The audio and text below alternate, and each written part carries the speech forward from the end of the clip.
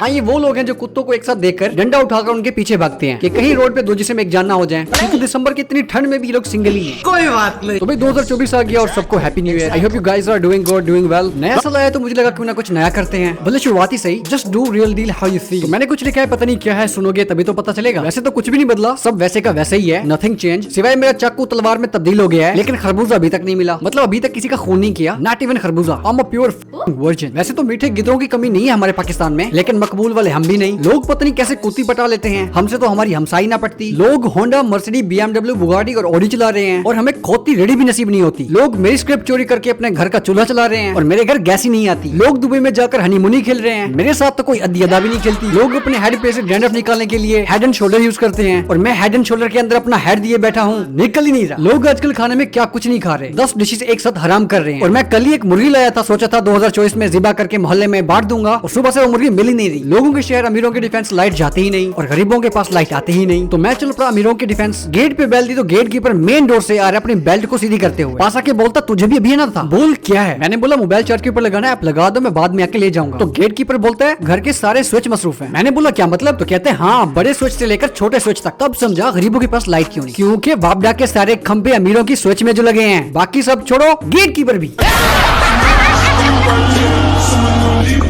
शरीफ कौन? अमीर। सच्चा कौन? अमीर। गुनाहों से पाक कौन? अमीर। बड़ी गाड़ियां किनके? अमीर की। बड़े बंगले किनके? अमीर के। बड़े धंधे किनके? अमीर के। क्लब्स किनके? अमीर के। और उन क्लब्स में नाच रही किनकी बेटियां? अमीर की। और ये जारी शराफत उनकी माँ।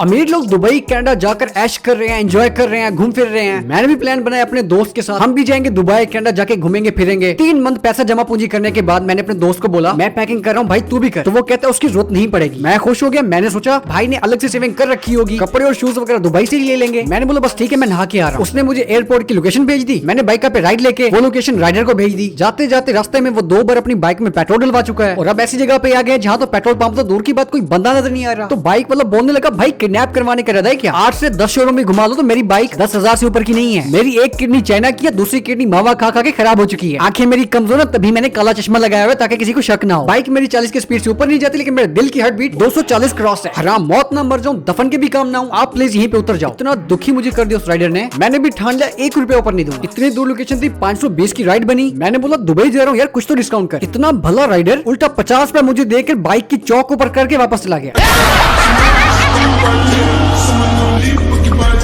मैं थोड़ा पैदल चला, सामने एक टूटा फूटा मकान दिखा और लोकेशन भी उसमें से आ रही। मैं पहुंच के देखता हूँ मेरा दोस्त 3 पीस सूट पहन के जमीन पे लेटा हुआ है। मैंने लात मारी, बोला ये कौन सा एयरपोर्ट है भाई? तो कहते हैं हमारा प्लेन यहीं से उड़ेगा। मैंने लगाई कान के नीचे भोसड़ी के, तेरा बाप प्राइवेट जहाज लेके आएगा क्या? कहता हाँ। मैं परेशान हो गया। मैंने 1 मंथ पहले उसके बाप की अपने हाथों से कुलखानी करवाई है। लड़की उधारे पैसे मांग कर वापस नहीं करती, वो वापस कैसे उठ गया? मैंने बोला जहाज की टिकट दिखा। कहने लगा आइज क्लोज कर और हाथ आगे ला। मैं समझ गया भोसड़ी का जहाज की टिकट की जगह अपना घोड़ा मेरे हाथ में पकड़ा देगा। मैंने लगाई कान के नीचे, कहता प्रॉमिस कर रहा हूँ जो तू दिमाग में सोच रहा है वैसा नहीं करूंगा, टिकट ही हाथ में दूंगा। मैंने भी कर ली अपनी आइज क्लोज और कर दिया आगे हाथ। उसने कुछ तो दिया मेरे हाथ में, जो भी था हार्ड था, कुछ और भी था पेंसिल के जैसे। कहता अब आंखें खोल। मैंने आंखें खोली और देखा मेरे हाथ में ड्रग की बोतल और इंजेक्शन। कहता जितने पैसे जमा किए थे उसे तो सिर्फ यही आ सकता था, तो 20,000 उधार भी करके आया। ये लगाने के बाद 5 दिन पूरे ट्रिप के हैं। अपने सेलफोन को एयरप्लेन मोड पे लगा ले, कोई डिस्टर्ब ना करे हमें। 6 दिन भी ट्रिप के जा सकते हैं, लेकिन 5 दिन से पहले नहीं उठेंगे पक्का। और ये भी हो सकता है मेरे बाप के साथ सैर तफरी करने का मौका भी मिल जाए।